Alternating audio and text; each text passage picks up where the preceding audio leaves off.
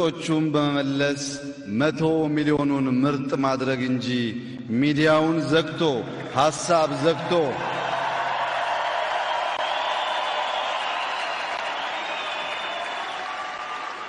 ለብቻ ምርጥ መሆን የሰፈር አለቃ ያደርግ ይሆናል እንጂ ኢትዮጵያዊ ያደርገው።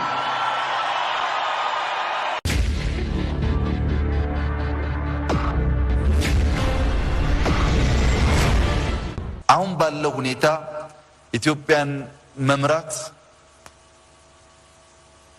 1 ሚሊዮን ጉንዳን ተሸክሞ መሄድ ነው እንጂ ትርፍ አይደለም። ወርቅ ቢያነጥፉለት ፋንዲያ ነው የሚል ምን አደረጋችሁልኝ እንጂ እኔ ምን አደረኩ የማይለው ቁጥር ጥቂት ባልሆነበት ሁኔታ ውስጥ ምን ተአምር እንድንሰራ ይተበቀብናል።